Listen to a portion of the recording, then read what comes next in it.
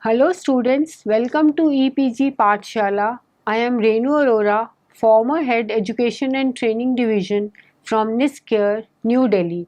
Today we are going to talk about the module Information Literacy 2.0. This is from the paper Library Use and User Studies. After reading this module, you will be able to develop firm understanding of information literacy and information literacy 2.0. Categorically identify the relationship between user education, information literacy, and information literacy 2.0. You will also be able to demonstrate your knowledge about the effectiveness of Web 2.0 technologies in providing information literacy. You will understand that Web 2.0 tools allow people to be both consumers and producers of information, a fact that influences both teaching and learning. These participatory technologies enable reflective learning, independent learning, and the building of learning communities. Let us first understand what is information literacy.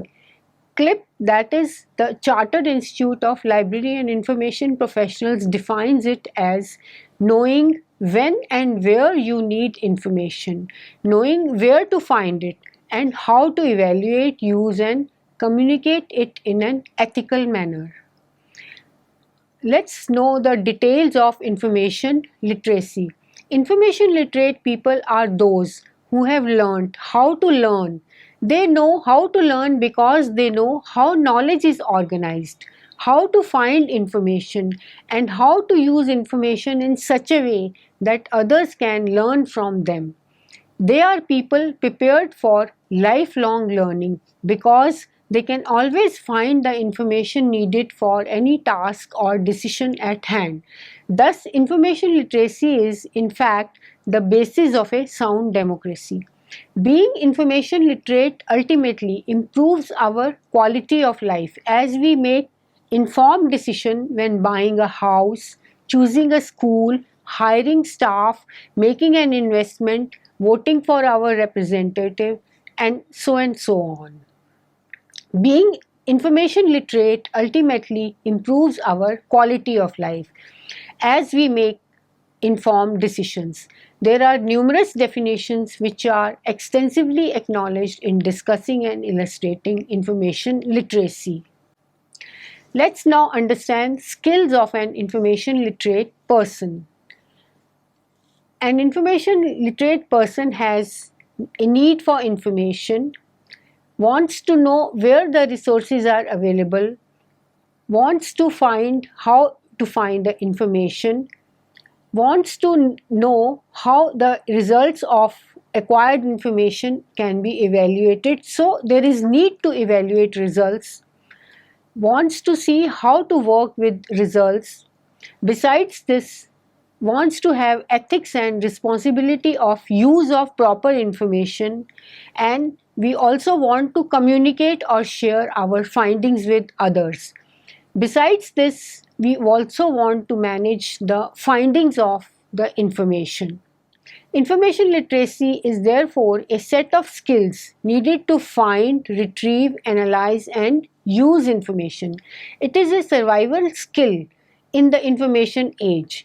Instead of drowning in the abundance of information that floods their lives, information literate people know how to find, evaluate, and use information effectively and efficiently to solve a particular problem, to make decisions. To be information literate, a person must be able to recognize when information is needed, how to use it, have the ability to locate, evaluate, and use effectively the needed and the required and the desired information. Information literacy education. Information literacy as context specified and context sensitive. Information literacy demands a variety of behaviors such as not just searching but also encountering, browsing, monitoring, managing, and creating. People moving along complex paths to meet their information needs, moving between the virtual and physical worlds and using different sources and spaces. Information literacy is in digital environments. Information literacy is also with people sources. People being information literate individually and collaboratively. And besides this, people being aware that information literate, if you are an information literate, you cannot be information literate 21st citizens without being conscious of the need to develop these information literacy skills and attitudes and continue to update your information literacy through your life. In fact, in the modern times, everyone needs to be information literate in the sense that not just literate but information literate, because now that we are making use of computers, we are making use of technology, Web 2.0 or information literacy, etc. So people have to be made information literate in all aspects. Let's now understand how Information Literacy 2.0 came about. In fact, Web 2.0 plus Information Literacy together form or result in Information Literacy 2.0. Information Literacy 2.0 is entirely about using Web 2.0 services in information literacy training and activities, that is, as a medium of information delivery and a method of education. Information literacy 2.0 is a group phenomena and something taking place in the mind. Information literacy 2.0 is about interpretation and negotiations in teaching, using Web 2.0 tools when information literacy programs are there, then integrated e-learning and hybrid environment in teaching methodologies. As there are several aspects of information literacy, it is not possible to provide an impermeable definition of information literacy 2.0. Precisely, information literacy 2.0 is not a monolithic whole that could be standardized and objectively measured. There is not just one right and correct information literacy 2.0, but many kinds of literacies that can be practiced both collectively as well as individually. The publishing and information culture of a certain discipline like law is not domain dependent but domain specific. There is not one correct way to practice information skills, and only the most general information literacy rules apply equally well to all knowledge domains. Information literacy 2.0 is both a group phenomena and something taking place in the mind. Web 2.0 technologies give us many means to practice and educate collective and dialogical information, creating, seeking, and managing our skills. In this particular slide, you can see the figure which shows widening of information landscapes included in Information Literacy 2.0 program. As you can see here, there is the traditional user education. From this we go on to have information literacy, and then we move towards Information Literacy 2.0. Information Literacy 2.0 is defined as one of the subsets of information literacy. Information Literacy 2.0 calls for broadening of the concept through the inclusion of information spaces that have been brought about by Web 2.0, such as the Wikipedia, blogs, social bookmarking services, etc. These spaces may well enough be used for research and educational purposes. As represented by the particular figure, there is a gradual widening of focus from stable and structured spaces towards the inclusion of those that are mutable and unstructured. But there is no sharp dividing line between the spaces included in Information Literacy and Information Literacy 2.0 programs. Information Literacy 2.0. Its key competencies include multidimensionality and diversity of context, competence of reflection, competence of action. On the other hand, Web 2.0 includes weblogs, wikis, and podcasts. With regard to learning, we can say it is storytelling and e-portfolios. When we say learning about information, we should concentrate on the privacy part of information. We should keep in view the critical view of information. Intellectual property has to be taken care of. Besides this, socio-technical practice and community practice has to be ensured. Let's take a look at features of library user education. In fact, in library user education, we have seen there are teaching mechanics, there is access and retrieval, which means that library and resource-based approach is applied here. There is exclusivity of solutions, that means a single correct solution is offered to a problem. Then there are systems level objectives.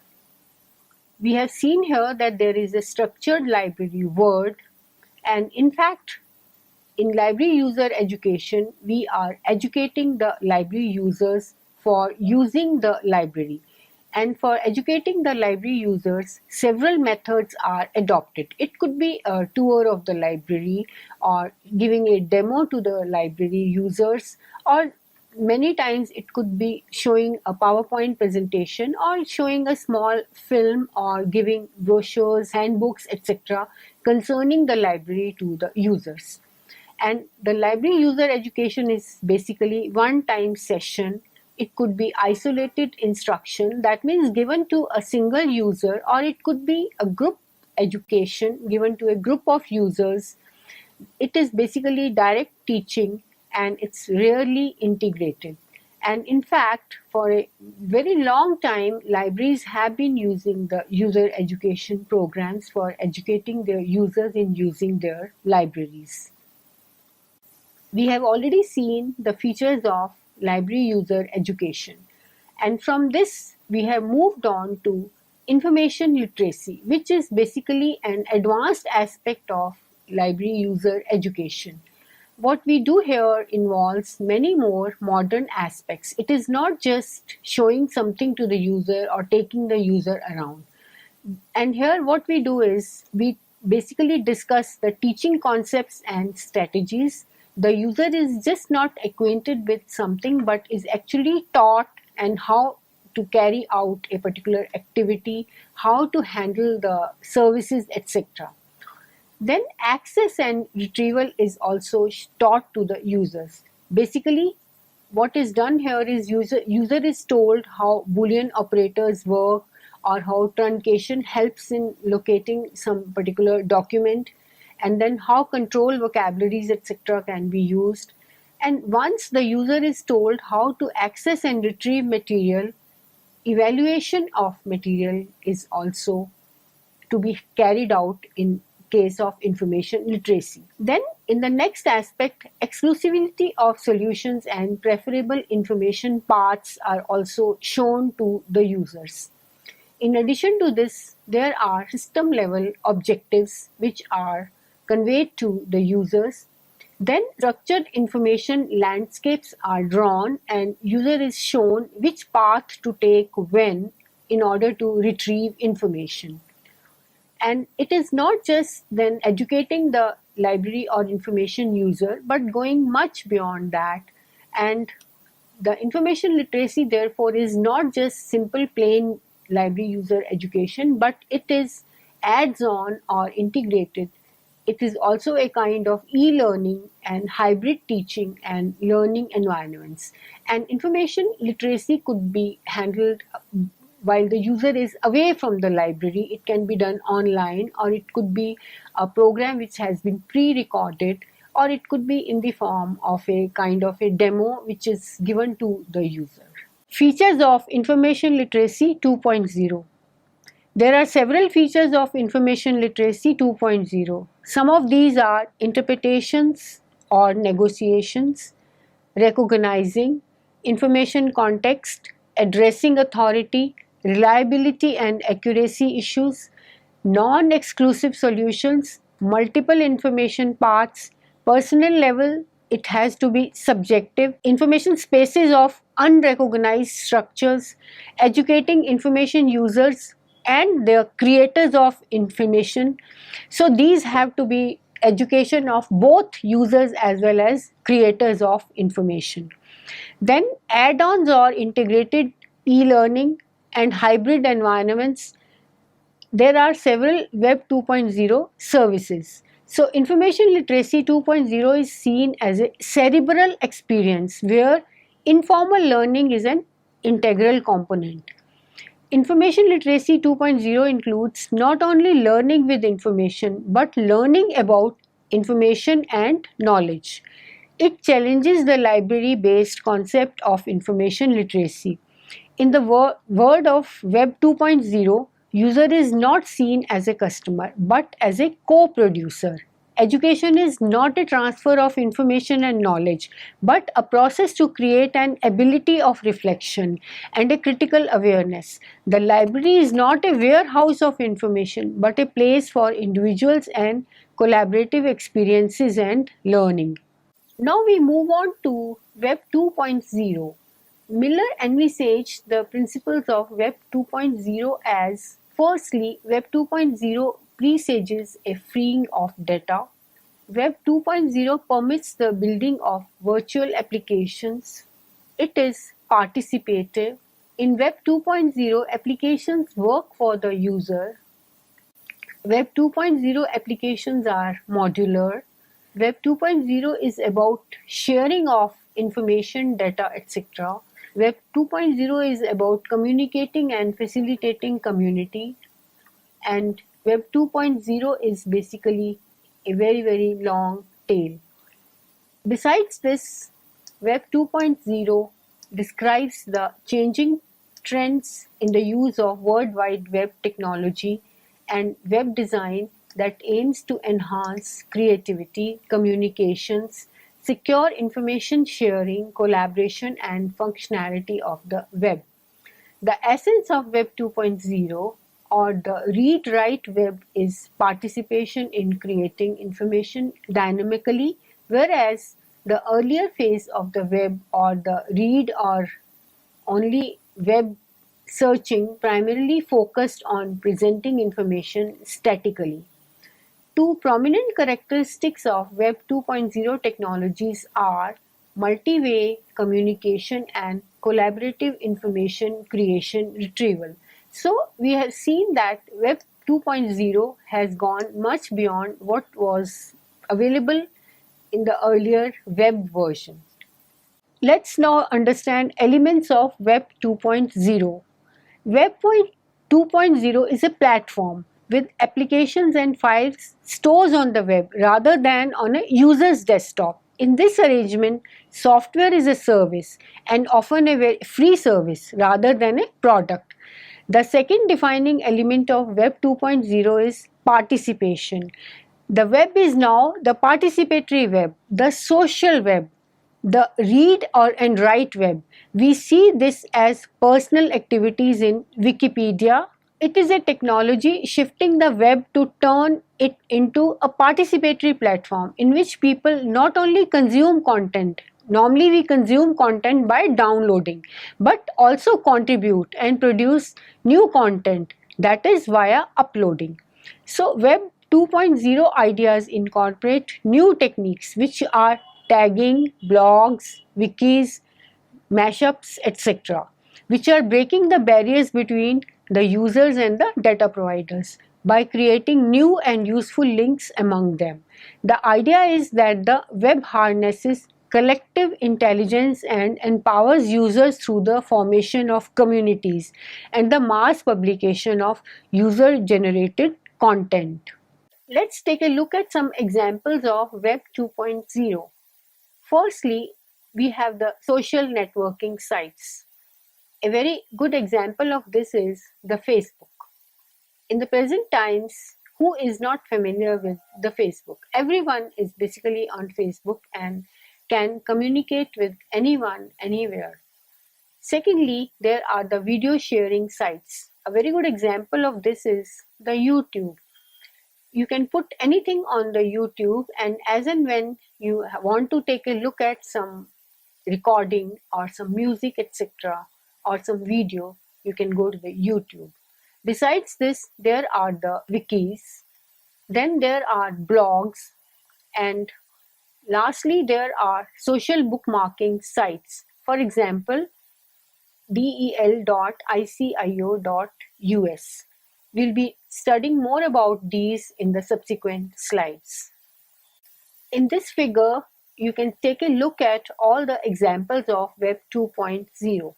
In fact, Web 2.0 refers to a perceived second generation of web development and design that facilitates communication, secure information sharing, interoperability, and collaboration of the World Wide Web. Moreover, the term Web 2.0 is often applied to a heterogeneous mix of relatively familiar and also very emergent technologies. Social media has become extremely popular as it allows people to connect in on the online world to form relationships for personal and business activities. The term most often refers to activities that integrate technology, social interaction, and the construction of words, pictures, videos, and audios. Most of these tools started as business applications and were designed for real-time communication before finding their way to education, learning, and every phase of human endeavor. In fact, besides this, these are most popularly used by almost everyone as a kind of entertainment or recreation. Let's understand the relationship between Web 2.0 and information literacy. Traditionally, information literacy instructions in libraries have been about how to use the library, how to access databases, and how to find books and journal articles in the OPAC. OPAC is Online Public Access Catalog. Today, we have more opportunities and responsibilities to instruct our patrons in the use of Web 2.0 tools. In terms of scholarly and authoritative research, librarians today can help users improve their information literacy skills by using tools with which the students are most comfortable. Connection between information literacy and Web 2.0 would widen the existing literacies. This connection is about librarians' own knowledge and abilities, connection with new type of users, content which we could use as teachers, content for users to employ in their study, and to reach the so-called web generation or of all the users. Thus, Web 2.0 librarians should help their patrons understand how to use a Web 2.0 tool as a starting point and how to move their search fluidity from there into a library database. The most important responsibility of the Web 2.0 librarian may not be to teach information literacy, but rather to build upon and refine the skills that users already have. Let's take a look at some of the Web 2.0 tools. The various Web 2.0 tools that can be considered as means for teaching information literacy may take the form of blogs, photo sharing and video sharing, tagging and bookmarking sites, as well as social networks. Examples are Twitter, Facebook, YouTube, wikis, podcasts, etc. Let's take a look at usage of Web 2.0 tools in information literacy instruction in detail. With regard to each Web 2.0 tool, we will be telling you about use in information literacy instruction. Firstly, Twitter. Twitter distributes library news and information, provides customer services, builds connection with researchers, and builds connections with other librarians and institutions. So all the people who are involved in a particular, say, discipline, for example, all the library professionals who want to be, they can join each other on Twitter and they can distribute news, information of value to others. Then there is another example is of Web 2.0 tool is Facebook. Facebook distributes news and information, and also for libraries news and information could be distributed. share photographs and run competitions. Although Facebook has lot of, it's a social site, networking site, and people can use it for social purposes, but we are going to tell you is only about use with regard to library and information science. So it distributes library news, information, etc., shares photographs and run competitions, arrange events including tracking RSVPs and sending event details, engagement with students, giving questions, answers, and provide information about library services. And in fact, on Facebook, people can form a group in which they can exchange information, news, etc. Another Web 2.0 tool is Pinterest. It's Pinterest. Use in teaching information literacy is, firstly, it promotes general library collection, digital collection, and information literacy. Secondly, sets up online repositories for students to pin researched references as part of collaborative group work, and hence the name Pinterest. And in addition to this, it develops communities with other online libraries. So it is a tool which is very, very useful for modern day library information science professionals. Then next one, the tool that we have is the YouTube. In YouTube, we can have streaming film collections, which is a very useful teaching information literacy tool. Then library can create its own videos for promotional programs and tutorials on how to access library resources and databases. And these are available to everyone who has access to YouTube. Then next Web 2.0 tool is Blog or Blogger. It's by WordPress. It has tremendous use in teaching information literacy. The various uses are, firstly, aids the students to develop writing skills, encourage creation of communities and reflections. Secondly, keeping a blog is a way of recording progress and managing time. And thirdly, it can be used to build up evidence and gather opinions from peers and instructors. In fact, many prominent people have established or set up their blogs in which they keep posting their views, comments, and people can also be connected to these people. Then the next Web 2.0 tool is instant messaging, that is IM Chat. Instant messaging provides inexpensive virtual reference. It also allows user presence within the library web presence. It allows collaboration between patrons and librarians. And besides that, it has other uses as well in teaching information literacy, because anytime any user wants any information from others or any virtual reference, it can be immediately made available.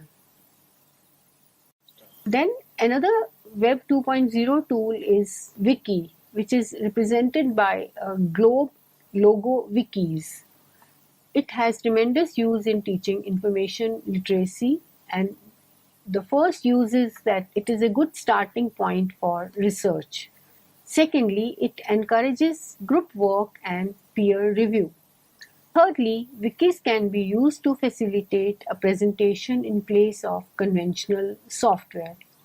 Besides this, librarians can create subject guide for their users and allow them to discuss and suggest additions to each pages. In fact, on any topic, if any information is instantly required, one can go to the wikis and find out. And it's, as already mentioned, it is a very good starting point for research because the initial information is made available on wikis. Then another Web 2.0 tool is RSS feed. It allows regular updation of chosen information, and it also allows students and researchers to subscribe to regular content from news services, blogs, and relevant content from databases. And it is, in fact, the logo for this is RSS feed icons.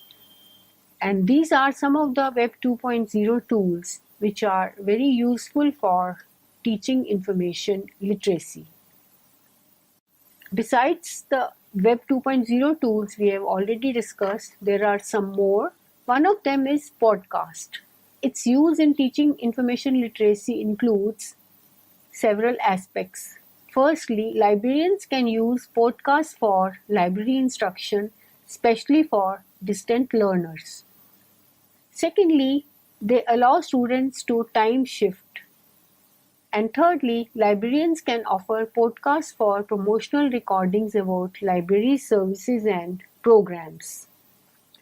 Then, besides this, another Web 2.0 tool is social bookmarking sites.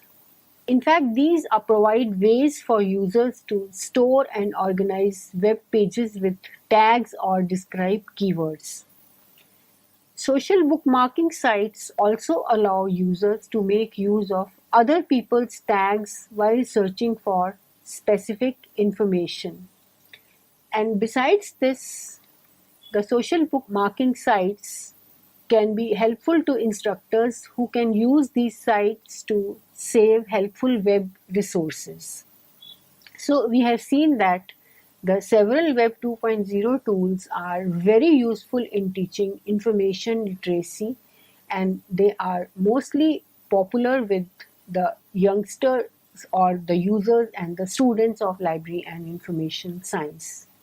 So to conclude, students, let's now summarize what we have learned in this module. In this module, we have learned about the basic concept of information literacy.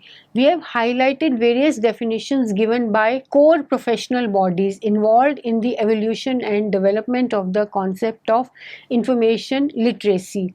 We have talked about the definitions given by organizations like CLIP, ACRL, and IFLA. Further, we have covered the evolution of the concept of information literacy 2.0.